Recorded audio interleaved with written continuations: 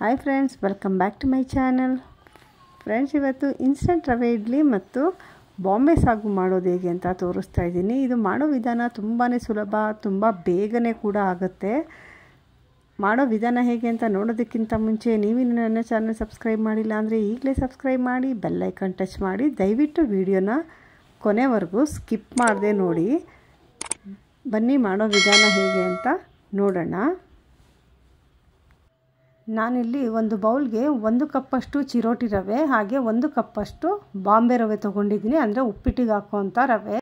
ಸ್ವಲ್ಪ ಕೊತ್ತಂಬರಿ ಸೊಪ್ಪನ್ನು ಹಾಕ್ಕೊಳ್ತಾ ಇದ್ದೀನಿ, ಹಾಗೆ 1 ಕಪ್ಪಷ್ಟು ಸಬ್ಬಕ್ಕಿ ಸೊಪ್ಪನ್ನು ಆ್ಯಡ್ ಮಾಡ್ಕೊಳ್ತಾ ಇದ್ದೀನಿ.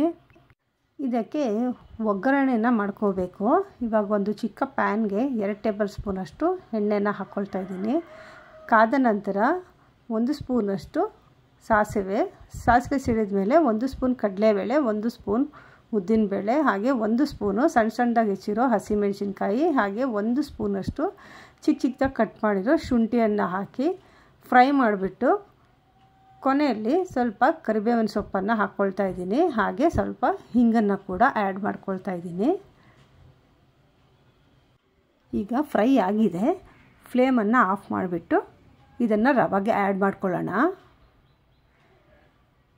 ಆ್ಯಡ್ ಮಾಡಿಕೊಂಡ ನಂತರ ಇದು ಚೆನ್ನಾಗಿ ಬೆರೆಯೋ ರೀತಿ ಚೆನ್ನಾಗಿ ಮಿಕ್ಸ್ ಮಾಡ್ಕೋಬೇಕು. ಗಂಟುಗಳಿಲ್ದಿರೋ ರೀತಿ ಮಿಕ್ಸ್ ಮಾಡ್ಕೋಬೇಕು. ಮಿಕ್ಸ್ ಮಾಡಿದ ನಂತರ ರುಚಿಗೆ ತಕ್ಕಷ್ಟು ಉಪ್ಪನ್ನು ಸೇರಿಸ್ಕೊಳ್ತಾ ಇದ್ದೀನಿ. ಉಪ್ಪನ್ನು ಸೇರಿಸಿ ಮಿಕ್ಸ್ ಮಾಡಿದ ಮೇಲೆ 1 ಕಪ್ಪಷ್ಟು ಮೊಸರನ್ನು ಹಾಕ್ಕೊಳ್ತಾ ಇದ್ದೀನಿ, ಹಾಗೆ 1 ಕಪ್ಪಷ್ಟು ನೀರನ್ನು ಆ್ಯಡ್ ಮಾಡ್ಕೊಳ್ತಾ ಇದ್ದೀನಿ. ಇವಾಗ ಒಂದು ಸಲ ಚೆನ್ನಾಗಿ ಮಿಕ್ಸ್ ಮಾಡ್ಕೊಳ್ಳೋಣ. ನೀವು ರವೆ ಯಾವ ಕ್ವಾಂಟಿಟಿನಲ್ಲಿ ತೊಗೊಂಡಿರ್ತೀರೋ ಅದೇ ಕ್ವಾಂಟಿಟಿನಲ್ಲಿ ಮೊಸರು ಮತ್ತು ನೀರನ್ನು ಆ್ಯಡ್ ಮಾಡ್ಕೊಳ್ಬೇಕು. ಇಲ್ಲಿ 2 ಕಪ್ ರವೆ ತೊಗೊಂಡ್ರೆ 1 ಕಪ್ ಮೊಸರು, 1 ಕಪ್ ನೀರನ್ನು ಹಾಕ್ಕೊಂಡ್ರೆ ಕರೆಕ್ಟಾಗಿ ಬರುತ್ತೆ. ಸೊಪ್ಪು ಎಲ್ಲ ಜಾಸ್ತಿ ಹಾಕ್ಕೊಂಡಿದ್ರೆ ಸ್ವಲ್ಪ ಗಟ್ಟಿ ಅನಿಸುತ್ತೆ, ಆಗ ಬೇಕಿದ್ರೆ ಸ್ವಲ್ಪ ನೀರನ್ನು ಸೇರಿಸ್ಕೋಬೋದು.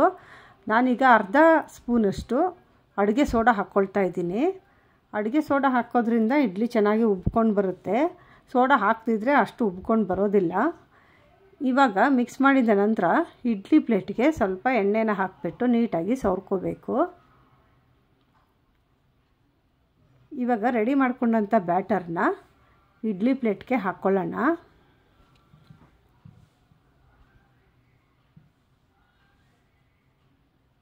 ಇವಾಗ ಇಡ್ಲಿ ಪಾತ್ರೆಗೆ 2 ಕಪ್ಪಷ್ಟು ನೀರನ್ನು ಹಾಕ್ಕೊಳ್ತಾ ಇದ್ದೀನಿ. ಹಾಕಿದ ನಂತರ ಇಡ್ಲಿ ಪ್ಲೇಟನ್ನು ಇಟ್ಬಿಟ್ಟು ಲಿಡ್ ಕ್ಲೋಸ್ ಮಾಡಿ 7ರಿಂದ 8 ನಿಮಿಷಗಳ ಕಾಲ ಬೇಯಿಸ್ಕೊಂಡ್ರೆ ಸಾಕಾಗುತ್ತೆ. ನೋಡಿ, ಈಗ 7ರಿಂದ 8 ನಿಮಿಷ ಬೇಯಿಸ್ಕೊಂಡಾಗಿದೆ. ಕೈಯನ್ನು ಸ್ವಲ್ಪ ಒದ್ದೆ ಮಾಡಿಕೊಂಡು ಹೀಗೆ ಮುಟ್ಟಿ ನೋಡಿದರೆ ಇಡ್ಲಿ ಅಂಟ್ತಾ ಇಲ್ಲ, ಅಂದರೆ ಇಡ್ಲಿ ಚೆನ್ನಾಗಿ ಬೆಂದಿದೆ ಅಂತ. ಈಗ ಪೂರ್ತಿ ತಣ್ಣಗಾದ ಮೇಲೆ ಪ್ಲೇಟಿಂದ ತಕ್ಕೊಳ್ಳೋಣ. ನೋಡಿ ಎಷ್ಟು ಸ್ಪಾಂಜಿಯಾಗಿ ಸಾಫ್ಟಾಗಿ ಬಂದಿದೆ.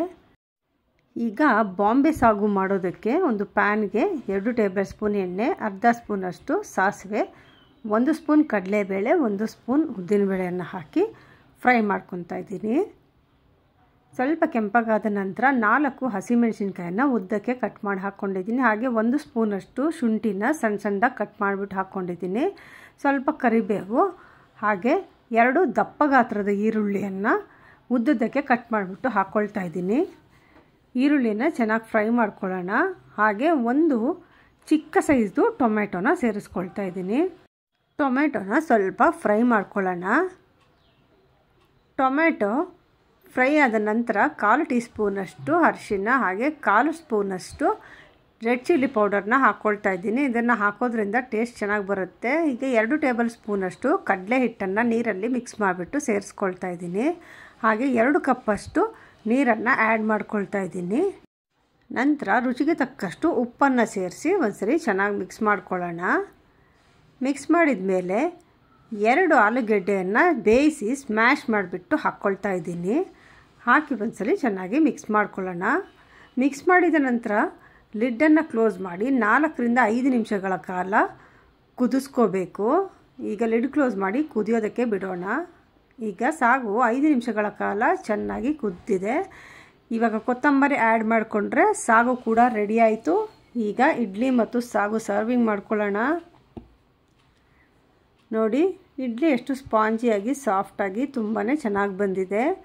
ಸಾಗು ಕೂಡ ಚೆನ್ನಾಗಿ ಬಂದಿದೆ. ನೋಡಿದ್ರಲ್ಲ ಫ್ರೆಂಡ್ಸ್, ನೀವು ಕೂಡ ಈ ರೆಸಿಪಿನ ಒಂದು ಸಲ ಟ್ರೈ ಮಾಡಿ ಹೇಗೆ ಬಂತು ಅಂತ ನನಗೆ ಕಮೆಂಟ್ ಮಾಡಿ ತಿಳಿಸಿ. ವಿಡಿಯೋ ಇಷ್ಟ ಆಗಿದ್ದರೆ ಒಂದು ಲೈಕ್ ಮಾಡಿ. ನೀವಿನ್ನೂ ನನ್ನ ಚಾನಲ್ ಸಬ್ಸ್ಕ್ರೈಬ್ ಮಾಡಿಲ್ಲ ಅಂದರೆ ಈಗಲೇ ಸಬ್ಸ್ಕ್ರೈಬ್ ಮಾಡಿ, ಬೆಲ್ ಐಕಾನ್ ಟಚ್ ಮಾಡಿ. ಇಷ್ಟೊತ್ತು ವಿಡಿಯೋ ನೋಡಿದ್ದಕ್ಕಾಗಿ ಧನ್ಯವಾದಗಳು. ಮತ್ತೊಂದು ಹೊಸ ರೆಸಿಪಿ ಜೊತೆ ಮತ್ತೆ ಭೇಟಿ ಮಾಡೋಣ. ಅಲ್ಲಿವರೆಗೂ ಟೇಕ್ ಕೇರ್. ಬಾಯ್ ಬಾಯ್.